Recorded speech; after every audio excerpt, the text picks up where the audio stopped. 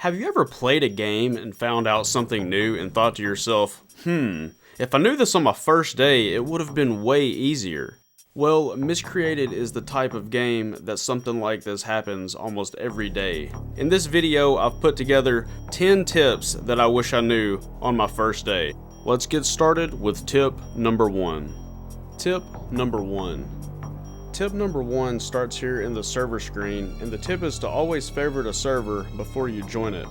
By doing this, it will be sorted in the favorites tab, and this will save a lot of time for finding server information for friends or fellow business associates. Okay, so I just joined a Dubai server since the population was so low. It should be a great time to loot and show and explain some mechanics.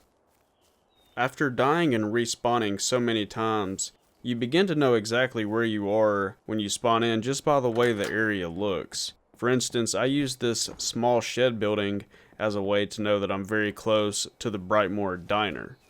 But before I proceed to the Brightmoor Diner, there's a few things in between that I can show you that I completely missed on my first day. Tip number 2. Tip number 2 is know the key bindings. There's a lot of key bindings that I had no idea existed, and the way that you can access this is by pressing escape. Oh no, that was tab. I need to press escape and then click settings, and in the upper right hand corner is key bindings. I'm going to select key bindings, and this will place us in the player category tab. So if I want to look at vehicle key bindings, I'll have to change the tab to the vehicle tab. I use a mouse with 12 extra thumb buttons, and these keys are configured for the F keys. And that's why some of these actions are bound to those keys. But some of these things I didn't know existed for a long time, like melee primary, which if you have a rifle bayonet attached, it uses that key as the melee attack. And then there's also melee kick, which I have bound to F2, which is just a really quick button for me as well. And you can see it's a melee kick. Toggle sprint forward is also a really big deal. This is your auto run, and it makes you sprint. And then there's crouch, prone, and sit, comma. Sit is a very important action because when you are seated, you will regenerate health a lot faster. Another important action is the G key. This is what you press to access a vehicle's inventory. I had a lot of confusion with this in the beginning. Alright, so the server recently reset, so there's going to be a lot of loot throughout this journey.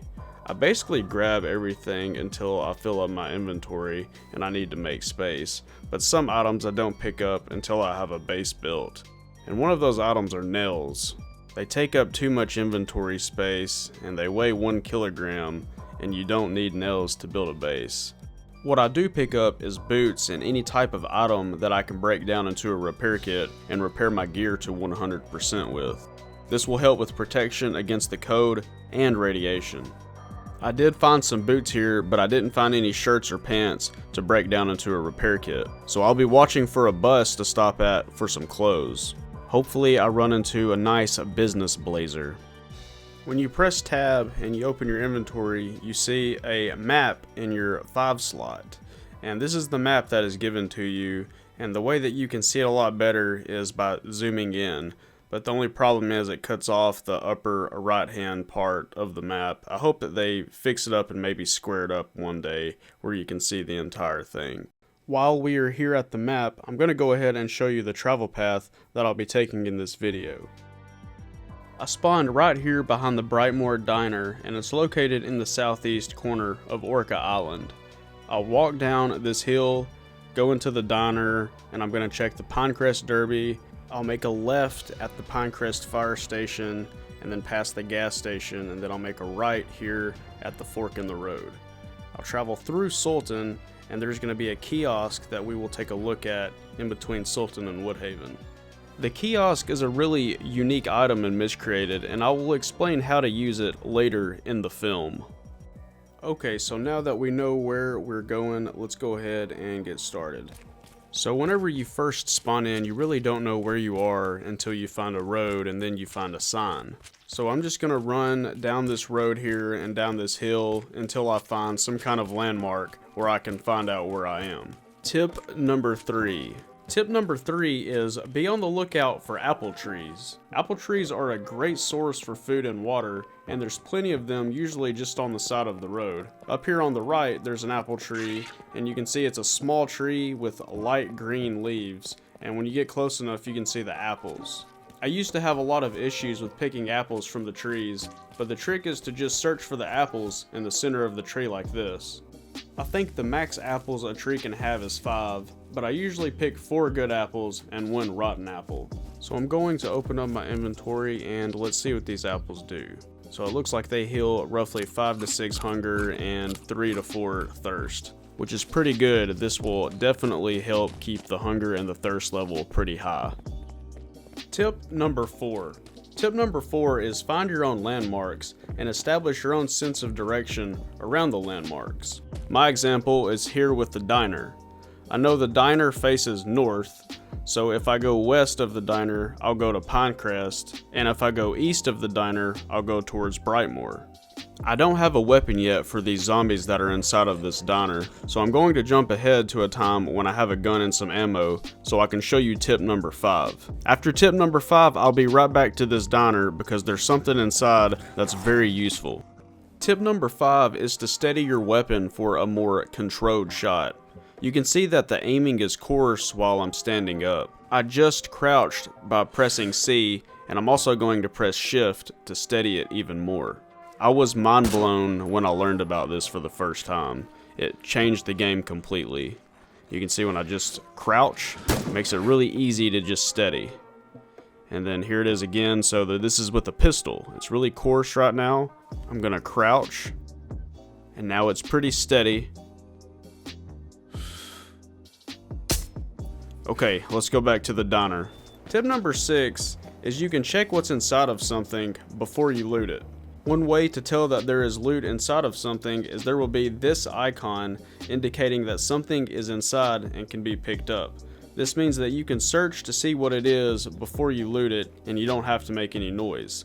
And the way that you do it is when you find something that says search and you see the icon, you scroll your mouse wheel down and then it gives you the option to either get it or you can push your right mouse button and all that will do is cancel the search. But in this case, this is an Amcoin ledger, so I'm gonna go ahead and grab this because later in the video, you'll see what these are used for. So I'm gonna grab this, and there's some trash here, and in here are rags. So you need 20 rags in order to craft a bed, which that's where you can spawn at. So here is some salt. Tip number 7, salt. If you go to your crafting menu and go to consumable and then go to food, you can create cured meat. So what cured meat is raw meat with salt, and it doesn't require a fire. This comes in really handy if you have some salt and you're out in the middle of nowhere, but there's plenty of wildlife around. You can easily just kill a deer and apply the salt to the meat, and then you've got yourself a meal deal. One thing that I really like about this game is how easy it is to find gear spawned in vehicles that you see just on the side of the road. Sometimes you can miss a backpack and you can see that this truck has dirt in the back of it, so it kind of camouflaged the backpack and I had to look a little closer. This is a great backpack to find as a beginner because it has 40 slots. 40 slots is a really nice boost of space, especially if you're getting started with building a base. As you collect clothes, it's a good idea to break them down into repair kits to use on your gear and repair it to 100% durability. This will really help in winter storms, and it may be what you need to do for that extra protection to survive. Tip number 8, lumber. There's so many pallets throughout the map, which makes an excellent source for lumber. If you can get 2 stacks of 64 lumber before you decide to place a base, it will boost you greatly. These big truck trailers have several pallets inside, which over time adds up to be a lot of lumber. One funny thing about pallets is when you see these pallets, you usually see air canisters, and the funny thing about them is that you can suck air off of them, and when you do this, it harms your character. So if you see an icon come above that gas canister, don't be quick to press the F button because you'll immediately suck air off of it. Okay, so here is a hatchet, and now I can show you what the tools do. So the hatchet is used to harvest wood, and the hammer is used to harvest scrap metal. And you harvest scrap metal from vehicles that are just laying on the road. It doesn't hurt when you have a hammer to go ahead and harvest about 20 scrap metal just to have handy. Tip number 9, what to do with extra tools. Once you have a hammer, axe, and a mining pick, you can just break any extra tools down into repair kits and repair the tools you need to repair. Since I picked up 2 hammers earlier, I broke one down into a repair kit. And to save space, I'm going to go ahead and repair this hatchet to its full durability. The mining pick is used to mine iron ore, and iron ore is found around bodies of water. Iron ore is used to upgrade base parts to metal, and this will protect your business against melee attacks, thus making the only thing that can damage your base explosives. Another thing I really didn't know on my first day is how easy it is to replenish thirst. If you can find some blue mushrooms on the ground, this will cure radiation, and you only get a small amount of radiation from drinking from bodies of water. So you can see this has 99 radiation reduction, and I think this is the easiest thing to find to reduce radiation. I normally won't eat any until I reach about 35% radiation. So when you approach the body of water, you can just press F and you'll start drinking it. Now if you have a bottle, you can scroll the mouse wheel down and that'll give you the option to refill the water bottle with the water. Tip number 10. What are AM coins and what are they used for? AM coins are used at kiosk to put items inside, and you can access those items on other servers. It's a really cool feature that Miscreated has, and I personally really like it and find it unique. It costs AM coins to put items inside of the kiosk, and it costs to take them out as well. When you hover over an item with the mouse, it tells you the cost in AM coins to store an item. An important detail is that the item has to be fully repaired or it will not be able to go in. Another cool thing about the kiosk is you can put ammo inside. The only thing is it has to be a full stack of ammo. A very important detail about these kiosks is that they can be found on the map, spawned in certain places, but you must possess a vehicle that has the ability to tow with a towing cable. So these are the 10 tips that I found was important to me and really changed the game up for the better.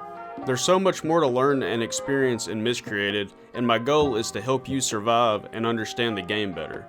If you want more information on how to start a base, I have a base building series, and you can find the link in the description.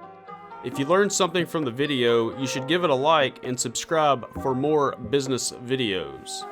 Thank you very much for watching, and to all of you returning visitors and subscribers, I can't thank you enough. We recently hit 200 subscribers and I didn't really think I would do that, so that's pretty crazy and I think that is very neat. Thank you very much.